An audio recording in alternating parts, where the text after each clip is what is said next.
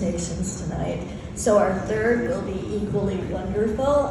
This is Laura Elizabeth. Laura's journey or inspiration for her series is Stefusky Island. She went there the first time many years ago. I believe it was in April with her family and her son. They were boarding the ferry to get to the island, and her son knowingly looked at her and said, "I don't think this is going to be the first time or the last time that we're going to be here in this exact spot." And as it turns out, through many family vacations, many adventures, they all really finally adopted that island as a source of inspiration, of magic, a pull towards experiencing your dreams. I'm really excited to hear more about her story. I know that in 2020, she collaborated or really made it her mission to connect with people from around the world to get together with some renovation projects, restoration projects on the island. And through those people and her family, they all kind of encouraged her to write these stories. So, welcome, Laura Elizabeth.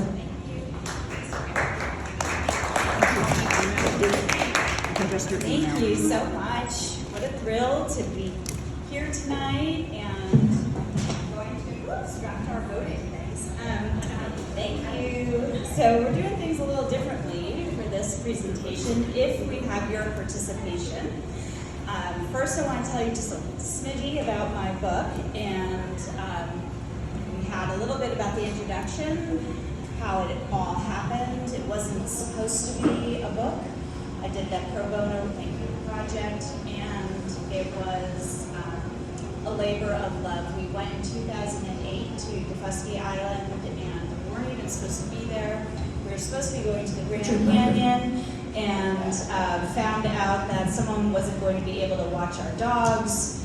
Long story short, we did what every family does. We Googled where could we go on a vacation that we could take our pets. And we ended up on an island that we had never heard of, didn't know anything about, and didn't even know if we were pronouncing it correctly. Ended up on Stefusky Island and fell in love with the island. Ended up buying property there. We were going to build our dream house, and the inn that we stayed at went bankrupt. And so there went all the plans for the future, but we still vacationed there. And in 2020, through multiple bankruptcies, I just started this pro bono project and ended up connecting people to invest in the island. And through all of that, someone said, write a book about your passion project. Just write it. Write this book. And I thought, well, I don't really want to write a book. But he said, talk to these publishers. I talked to the publishers, and he said, one publisher in particular said, don't write that book. And I thought, I knew I didn't want to write the book, so he said, write in a genre that you read a lot, which was mysteries. And so I wrote All Is Now Lost, and he decided to publish it. It is a part of a series. He would like it to be 8 books. I'm writing book 3 right now, but it is a cozy mystery, and that means the amateur sleuth, the protagonist who's on the cover, solves the crime. So ultimately, the stories are a love letter to the island. What do I love about it? It's the sense of community, about finding home, about starting over your life where you have a set pattern of what your life is supposed to be, and all of a sudden you're veering off. And in this case, the protagonist is solving mysteries, but in many cases, it's writing a book and starting a new chapter in your life. So people ask, if you have a story in your heart, what should you do with it? And I say, write the book, do the project, sell the business, do whatever it is that's in your heart. Maybe no one will buy it, maybe no one will be interested in it, but do it for you. And who else enjoys it, it's just bonus. And so I've been very fortunate that my books have been turned into murder mystery dinner productions. The first one, All Is Now Lost, has been turned into productions where theater companies come in and have done shows, and they've sold out. And then book 2 had A Special Kind of Heartache, which we're going to talk about tonight, has had that as well. And so that gave me the idea to do this interactive murder mystery theater productions, because we don't always have a cast and we don't always have a set, but we like to tell the story through people kind of reading these scripts. So tonight depends on if you would like to participate. We have the scripts that we can read. Do we have anyone who would be interested in doing this? The story is divided into 4 parts. There's just a couple little lines that people will read, and we tell the story of Special Kind of Heartache, which essentially is a girl's trip on the island that goes awry. And so someone dies and the protagonist solves a mystery, and then we will do it here to figure out who's the criminal. So if we have audience participation, we can do that. If not, I can tell you a little bit more about my writing journey. Up to you. Do we have any takers? Come on up. So let me tell you a little bit about this. So thank you. Thank you for doing it. We need a couple of different people. Each one of these little sets, there's 4, like I said. There's the first one. Stairs are over here. Please be safe. Hi. So let me tell you a little bit about it. Let me hand you this so you can at least have 2 microphones. Okay, so to begin with, the background of the story is the protagonist, the amateur sleuth's name is Carr Jepson. So Carr and her friend Barb are enjoying their usual island life. One of Barb's renters, she manages properties on the island, reaches out for help. One of the members of her girls' trip is missing. Carrie is soon found on the beach, dead. Carrie's dead. So that is not a spoiler. And no one's gonna die here tonight. So you're safe. So that is not a spoiler. The community rallies and Carr is once again Mungeon Island's amateur sleuth. So she's our protagonist. The investigation takes Carr and Barb to the mainland, where they meet Galena and learn more about Charles, Carrie's new love interest. Back on the island, they meet Charles. Something seems a little off. Mary Frances, Annabelle, and Tracy, who are her friends, Carrie's friends, provide more information about Carrie. But do they share all that they know? And why is Tracy so upset? Our story picks up where Carr, Deputy Julie, and Barb are catching up on their progress. Let's see what the amateur sleuth is up to. So in scene 1, we have, they're in the bookstore. So Carr Jepson has moved to the island and owns a bookstore. And the bookstore also sells tea. So they're in this indie bookstore. These people may not be here the whole time. So, yeah. You're safe. You're not going to die. It's up to them.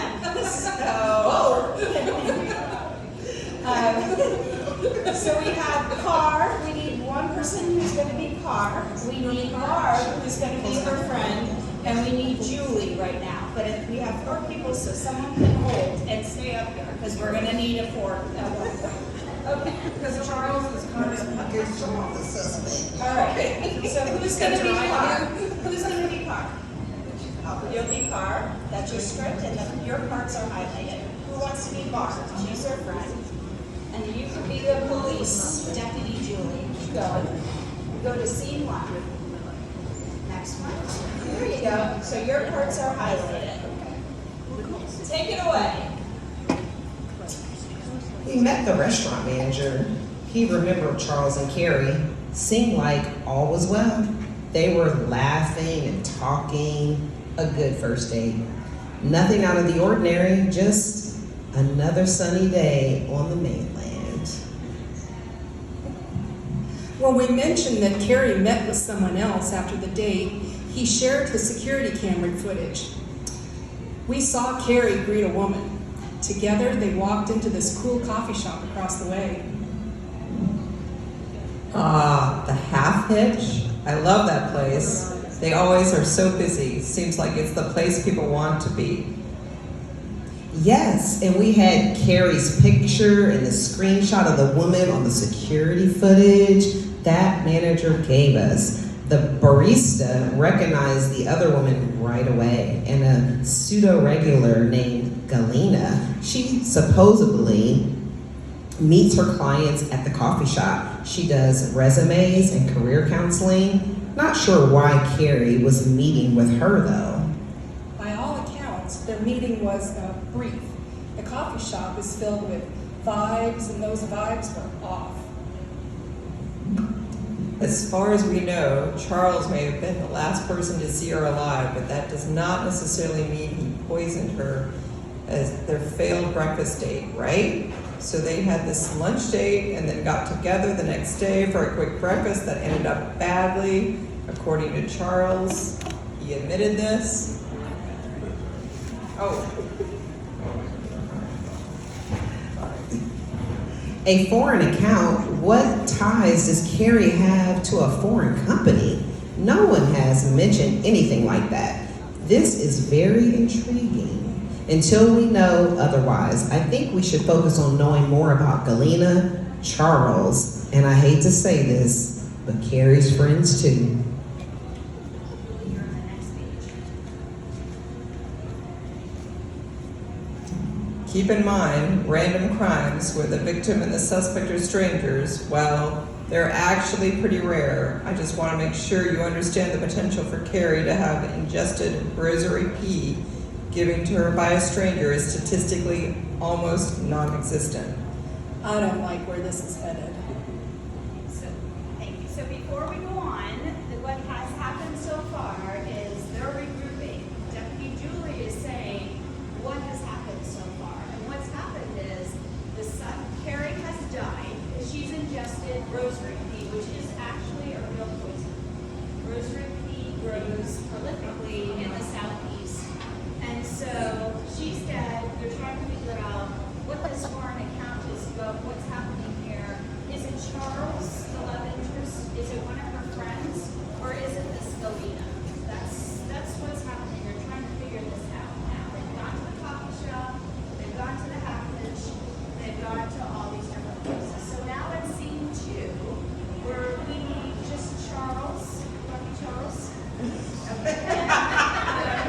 I have to ask. So, and then we just need Carr for this part. So Charles, take it away. Charles is the love interest of Carrie. C2. You're saying someone gave her some kind of poison? This was done to her? Versus her eating or drinking or touching something accidentally? Yes, we believe this to be true. We believe this to be intentional, given the amount of specific type of poison. Based on the preliminary medical reports, she ingested this after her arrival to Morgan. And so, what did you want to talk to me about? I've told you everything I know about her. What more do you want from me? Tell me about your lunch date. Tell me if Carrie checked her phone while you were eating. Did she leave the table during your meal? I also would like to know more about the few minutes before and after Carrie decided your breakfast date was over. Did you see where she walked to? How did she get there? The only time she touched her phone was when we first sat down at the table. She texted someone and then moved her phone into her bag. But since you already saw her messages and have her phone, you know more about that than I do. I assume she was texting her friends to tell them I wasn't a creep or to tell them she had arrived safely, something like that. I don't really think much about it. Hold up. I didn't ask if she texted anyone. I was asking if she was checking her phone, looking for messages, maybe about her meeting after your lunch. Funny enough, that text you say she sent, it wasn't on her phone. The whole breakfast probably lasted 30 minutes. It took me longer to get there than the time we spent together. And you know well, that made me mad. I had to take the I had to take the ferry ride to the beach, only to have her, well, reject me. She certainly acted just like so many girls before her, hot and cold. I'm not proud of it, but I was mad and embarrassed. After I cooled down, I tried to reach Carrie, and then, well, the rest is history. I saw you and you told me all that happened. That's all I know. Well, the ferry captain confirms that you were on the boat, as you say, but you definitely weren't making any friends while you were traveling. I know you may have been annoyed or angry, but it seems like people are almost describing a mini temper tantrum. Can I ask you why you had this strong kind of reaction? You have no idea what you're talking about. Ooh, shots fired. What me? Yeah. Oh, that was there. Yeah. So here we're trying to figure out what does Charles know. So they had their lunch date, next day they had their breakfast date. She rejected him. Why? So then she's found dead. So is Charles the suspect? We don't know. So now we're going to move on to scene 3. We need 5 people. So is there anyone else who wants to participate? Or does somebody want to one? We need one. It could be a cute girl. So we need Carr, we have Barb, we need her 3 friends, Tracy, Annabelle, and Mary Frances. You go. Go. Yeah, so you want me Tracy? You want that highlighted? Is it easier to find?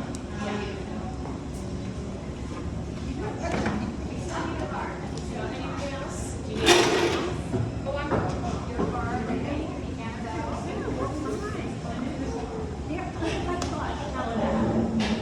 You have Barb. Well, now you're Mary Frances. So they're at the cottage right now. They're at the cottage where these, was 4 people, but now it's only 3 people staying out on the resort property, and they're trying to, we're in scene 3, trying to ask her friends what's going on. It's Barb and Carr trying to investigate just a little bit more. The scene opens with Carr. Julie said she has been updating you, right? Please do not tell us any more about the rosary key. It's all we've heard, all we've read about. I'm sick of it all. Julie told us about Charles. Sounds like Carrie really liked him. Maybe he could have been, the one. I should have done more, or maybe really I should have done less. Maybe I should have kept my mouth shut. Tracy, I need to know why you have Carrie's computer password. She has all of our passwords. She's our official tech support. So then I have to ask, why didn't you tell us more about what was on Carrie's computer? Didn't you read her messages? Weren't you curious when she was missing? Read our messages? We all said that we would never ask Tracy to snoop around on each other. We all make that promise. It is hands off unless we ask her for that help. I've always been interested in computers and technology. I help them when they need it. As promise is a promise. I gave them my word. I didn't know Carrie was dead. What if she came back and I stuck my nose in all her business? She would have never forgiven me. After lunch with Charles on Monday, Carrie had an appointment to meet a woman at a coffee shop nearby. Supposedly, Carrie used to work with her years ago. I know you all don't work for the same company, so this is probably pretty unlikely for you to know a former colleague of Carrie's, but did she ever mention a woman named Galena?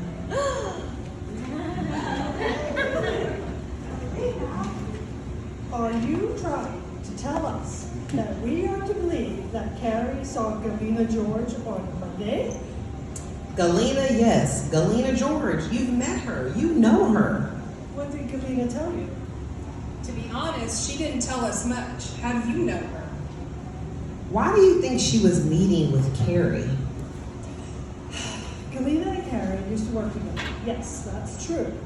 Years ago, they had some disagreements, but we don't really know anything else. Mary Frances, I think we all know you know more than that.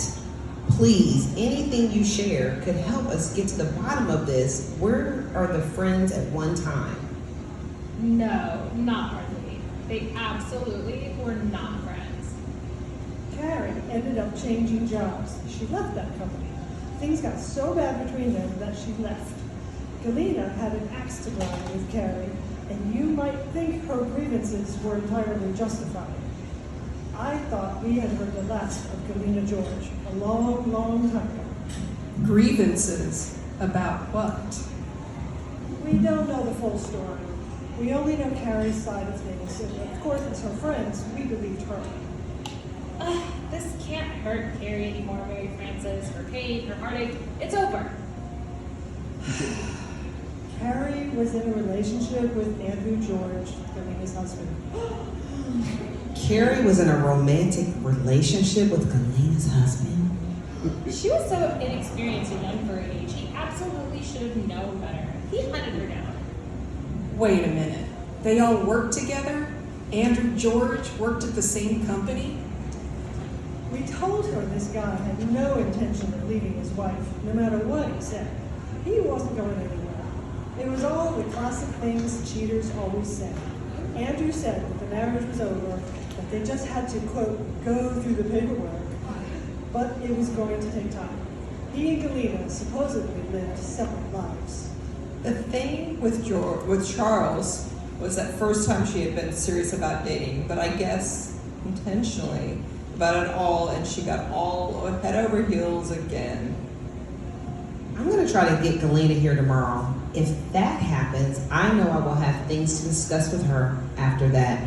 You two can confirm what she says and all. Would you be willing to stay a little longer tomorrow? I'm anxious to get home, and we've been hanging out here hoping to help, but I don't think we did much.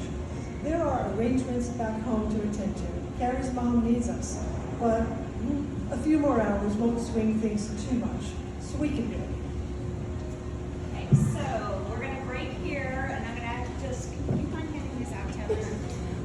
Everyone can vote on who they think did it, and then you can just leave them on my table.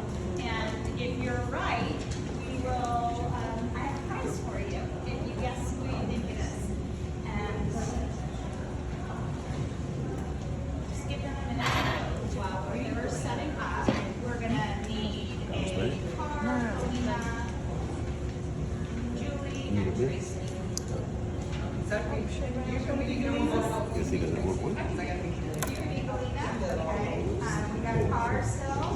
I'll go back to Julie. And how about Tracy?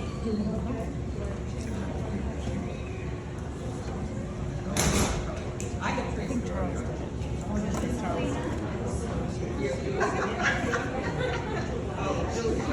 Her table, I don't know.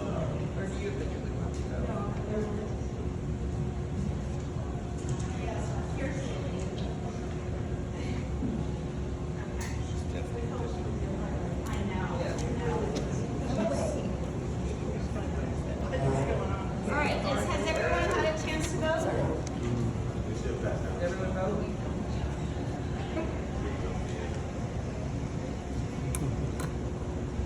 You want to put your name on the top?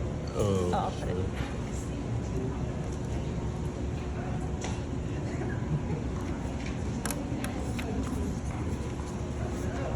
These are just the highlights. This is just the highlights of the book. I mean, because the book, their actual real production takes about maybe an hour. Okay, yes. It's a teaser. We're gonna gather them really quick. Okay, all right, so we can begin. Galena, thank you for the time we had together today. I know you didn't have to come to Manjin. You didn't have to answer my questions. Remember, Barb told you that we were working on a project of a different kind. I need your help to finish our work. This won't take long, but What help can I provide? I don't know your project, your work. I barely know you. I answered everything you asked yesterday when you bumped into me at the half hitch. I don't know. not everything. I haven't asked everything yet. Here's what I think. For someone I never met before yesterday, I spent a lot of time and energy trying to understand you and what I think you did. And in this case, I think your husband Andrew got involved with his associate, Midge, Miguel. Woohoo, need them glasses. Miguel. It's a typo. Oh, okay. See, there you go. Miguel. With his associate Miguel after you met in Cancun, right? Yes, we met on that trip. They both have an entrepreneurial spirit. They clicked right away. Miguel, as it turns out, is quite the entrepreneur, but unfortunately, his biggest venture seems to be an illegal one. His recent arrest must have been very disturbing for you and Andrew, considering the plans for the future and all. It made the Atlanta newspapers and now the national media. The word is out. Well, we had no idea about that side of Miguel. Andrew just wanted to invest in his business and help with the cost of housing his staff, which were all Miguel's relatives and family friends. That's it. That's all there was. That's not true, but you know it. The real estate investment, it wasn't for Miguel's struggling family, it was for drug trafficking. Right there in the middle of just a regular old neighborhood. It was hiding in plain sight. Andrew knew, and maybe you both did, and Carrie must have known, or at least you thought she did. That's what this is all about. It started with the payments to Carrie, month after month, year after year. Hush money, you bought her silence. She's a talker. She's a talker. She's got a lot to say. Galena, I think you knew very well Andrew was paying Carrie to stay silent on all she learned about Miguel Rosa. For years, that was your arrangement, but with his recent arrest, the news stories, and the unwanted publicity, Carrie was a risk you weren't willing to tolerate. You needed to get rid of people who knew the full story. Did Andrew tell you to eliminate her, or was this your decision? I have nothing more to say to you. I want you to show up here near the dune grass. Come this way. Tracy, Galena is going to tell us now what happened, how it happened, right? Galena, what did you do?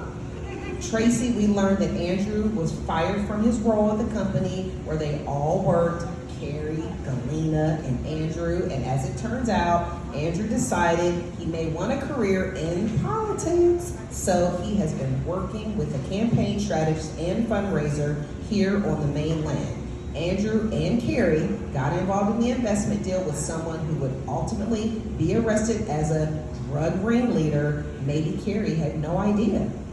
Carrie was involved in a drug ring? What are you saying? That's just not possible. I will not stand here and listen to this garbage. Carrie did not know. She didn't know about Miguel. She just thought she was helping to find his relatives and friends a home. Carrie did what Andrew wanted. She did it, and he paid her for her help. Eventually, I think she sensed something didn't add up in Andrew's story. She was smart. We all knew that. But still, she knew about Miguel and Andrew. She knew too much. And that was a problem. A big problem. So you placed your coffee order on your phone app once you and Carrie met by the captain's deck? Your name was on Carrie's cup because you ordered the drinks. We found Carrie's cup on the resort property. That's how I knew. I knew it was you. You ordered her drink and then you slipped in the seed of the rosary pea. It's your ring, right? I noticed a small hinge on the top, read about the rings like this, but never saw the poison ring in real life. That's what it is, right? This is a family heirloom. I knew it would work because it was just the right size for the amount of rosemary peel needed. All I had to do was open the top and tap it into her drink. Honestly, I could hardly believe how easy it was. One tap and there it was. No one knew my secret. Carrie's mom was only too happy to help arrange our meeting. I told her I needed to verify some information for a company payout that had not been properly processed. It was an added plus that she was going to be here on the island. I didn't know that at first, but it seemed like it was fate. She told me that Carrie was going to the Low Country for vacation, and I shared that I was too. That's when she really started talking. Fate, right? You're a monster. Horrible woman. You took advantage of her and of Carrie. You're even worse than I remember. Once she called me back with the date and time, I knew what I was going to do. Rosemary pea grows wildly in the open land on the side of the road, not far from where we live. Made it all so easy to find what I needed. No one batted an eye with me cutting off a few pods. No one even noticed. Galena, you thought you could just set these wheels in motion and Carrie would die here? Did you think we would not solve this? How did you think this would end?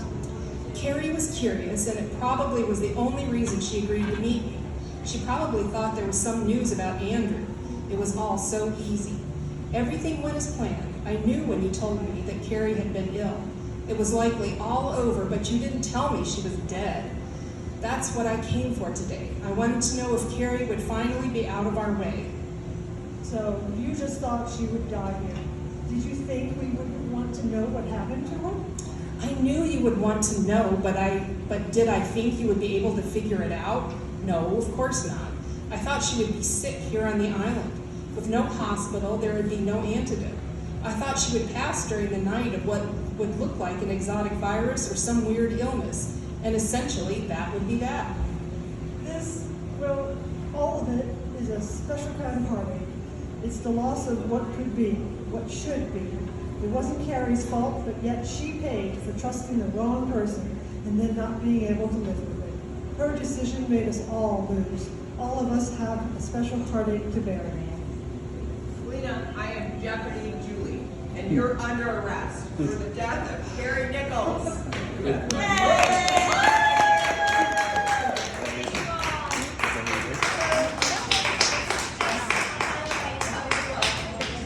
Bits and pieces of the story. Thank you so much. And really just the idea of how a story can kind of come together. Mystery has a lot of moving parts to it. You heard about a drug lord, you heard about a real estate deal, you heard about different people in and out of her life, which we're not going to be able to cover in 35 minutes here. But really, ultimately, these stories, both of them in the Island Mystery series, are about building community. And you can tell in the story about how the island rallies around the participants. And really, it's what I really love about this place is that what I call island magic, where it's really the strength of the community that keeps it going. It's a bridgeless island. There's no grocery store, you ride around in a golf cart, you need your neighbors in order to build a life there, and that's ultimately what these stories are about. So we built community tonight, which doing our play together, and that runs parallel to this story. So I thank you so much. I'm dropping everything tonight. So thank you all, and I'm happy to answer any questions that you may have about the writing process or anything else, but if not, I'll be at the back table ready to answer questions then. Any questions? It was such a great performance. And Laura, I just want to thank you so much for putting this together. It was wasn't it fun? Yeah. And I love the actors, very brave to get out there in front. And we had a small actor over there who wanted to get up there. So maybe next time. Yes. So loved it. So Laura, let me ask you a question before you get off the stage. As I asked Melinda, is there anything else that you'd like us to know about what you're doing now, what's upcoming? What would you like to tell us? So, to some of the points that I made earlier, when you write a book, it's like really just the beginning of the journey. You find out quickly that you end up having to be a small business person, marketing, entrepreneur. I've done all types of podcasts, book events, book fairs, the murder mystery productions. I'm always looking for ways to really spread the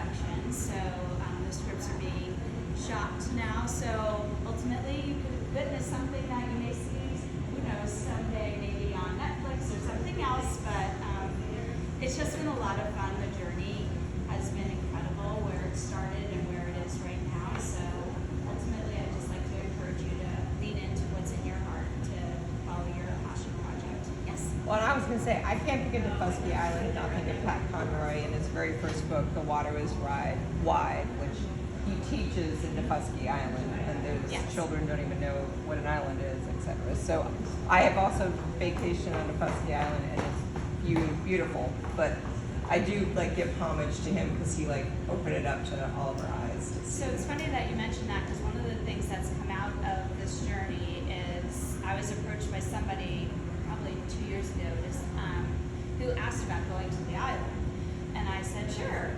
I'll bring you to the island, and we arranged a tour, and she brought like 14 or 15 people with her, and it started this whole secondary business now. So like now I do these island tours with people, and bringing people to the school where Pat Conroy taught is one of the stops on this tour. And Pat Conroy taught at what's called Merrifield School in the 60s, and it's a very small little 2-room schoolhouse, and now it's a coffee shop, and so it's called School Ground Coffee, and where the coffee shop is, that part is actually what was the lunchroom for the children. And Sally Ann Robinson is a resident of Nefusky and Savannah, but she is a descendant of the Gullah people, and she is one of Pat Conroy's students. So Sally Ann and I have done quite a few events together, and she just has wonderful memories of Pat. And he did a lot to bring. He educated a lot of those students. He paid for their college. They had no idea, about that, even that there was planets in the solar system, and who the president was, and that really wasn't that long ago that people just did not have access to public education. There are still people on the island who are negative and Long Island. So it's just the dichotomy of who lives there. It's not homogenous. There are some extremely wealthy people who live there. There are celebrities that live there, and then there are people without running water or electricity. So, but somehow everyone manages to live in harmony. So, you're only 30 minutes away from the mainland, but you could be hours away, because unless you have access to public transportation, you are dependent on your community. And so that really brings a different type of living than what most people are used to. And Laura, you may have mentioned this, but you had them vote on who Yes. was the murderer. What are you doing next with So that? now I'm just going to see who voted correctly on the tabs, and then I have a prize we'll have a little raffle, and that's what I'm doing. Awesome, thank you. Yeah. Yes.